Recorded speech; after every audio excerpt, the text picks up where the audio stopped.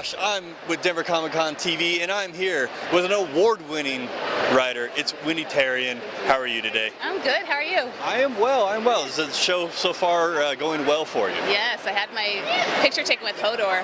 Oh, awesome. Yeah. Awesome. Just this morning. Is this your first Denver Comic Con or no? Third one. Yeah. Okay, awesome.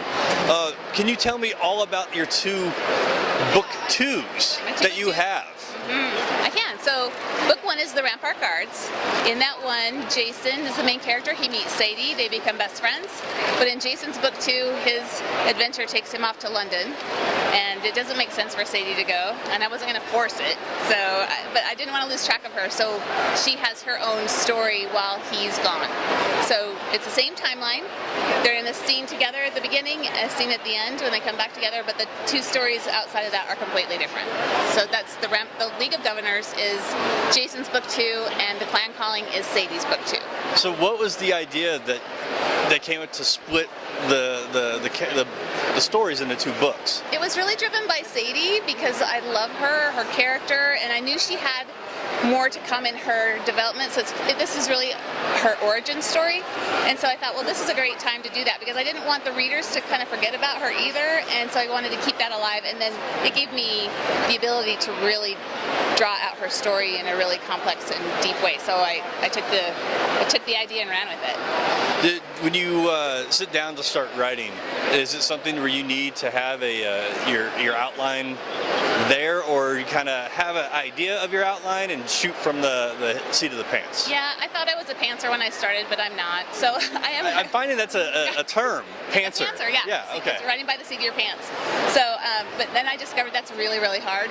And I'm kind of a hybrid where I have all my main hit points. I know the ending, though that often changes by the time I get there, but I know all the key points. So it's like having going on a trip and you know all the places you're going to go, but I don't really know how I'm going to drive there. So the driving there part is the seat of the pants as I get from one major point to the next in my story, and then otherwise it's just the big outline points.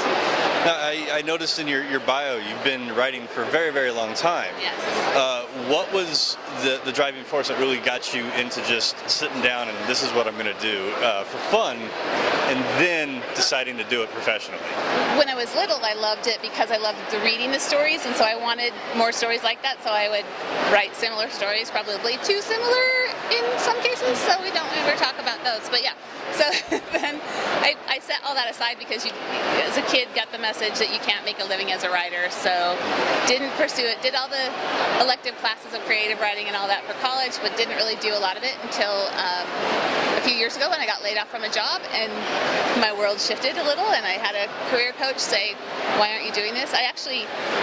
It was funny because she kept asking me to do this research on jobs and companies, and I never did it. I would come back and meet with her again, and I wouldn't have done any of it. And finally she said, well, what is it you really want to do? And I said, well, I really want to write, but I can't do that. And that came completely out of the back of my mind. I had not had a conscious thought about that. So it was stewing in there, trying to get out, and it just came barreling out in that conversation.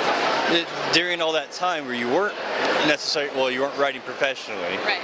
Were you still writing to keep the muscle trained, or was it something that you did just kind of put away to the side? I did pretty much put it away as far as storytelling goes, but I pursued careers in marketing, so you're still using your creative energy, a lot of writing still, so I did be able to exercise it that way. But yeah, I had set aside the storytelling. Every once in a while I'd start a little story idea and then kind of put it aside because it was too busy, or let's do this, or let's do that, and yeah, so it didn't play a big role until that big moment.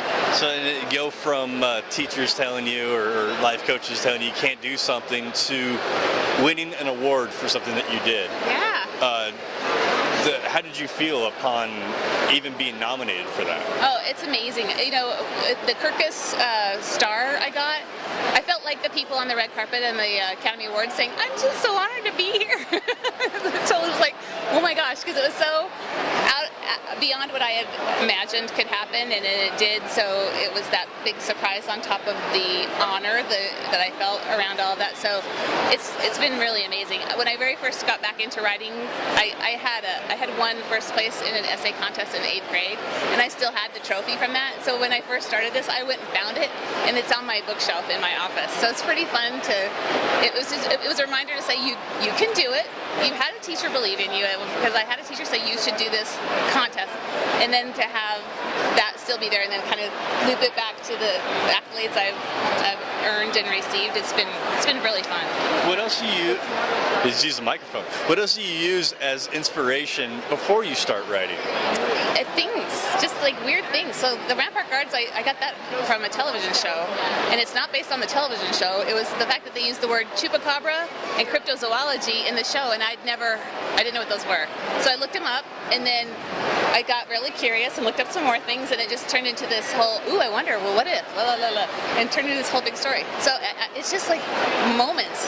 This is a great place to come up with a lot of story ideas. Yeah, we draw inspiration from many different places of our lives. It's sometimes the smallest things that don't really make sense at the time that can be huge inspirations. Yeah. What was the inspiration for this current book series? So it started with that story, and so all the kids out there, don't believe them when they tell you TV's bad for you, because I wrote a novel.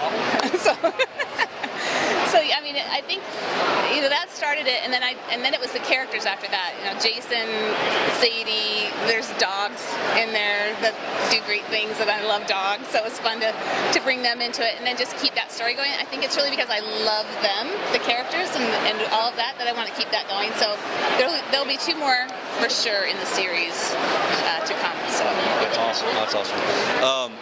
If you could work on any dream project, regardless of the IP, who would you love to write for? Oh, there's so many. I know it's a tough one, but it is a tough one. Some of there's too many. My brain's going.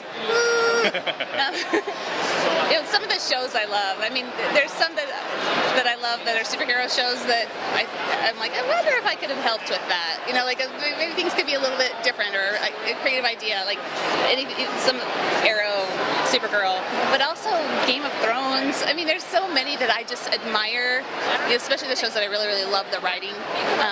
I think even like Walking Dead, though, things have kind of changed in its world. But when I first started, that show's awesome because it's the writing about the relationships with the people. It's not a zombie show, right? So, and I love that kind of that creative, different perspective on things. So there's so many. I can never pick a favorite. You really flustered me. Well, that's a sign of a good question. So where can people find you on the socials, and where can people find these books if they're not here this weekend buying them? WendyTerrien.com is the website. Then Instagram, Facebook, Twitter, all are Wendy Terrien. And then my books are anywhere you like to buy books. Yeah, either if they're not in stock, they can order them in. And you should be here buying them because they're here. Yeah, look at them. They're right there. So easy. Thank you so much, Wendy, for taking time to chat with us. It's fun. And hope you have a great weekend. Thanks, you too.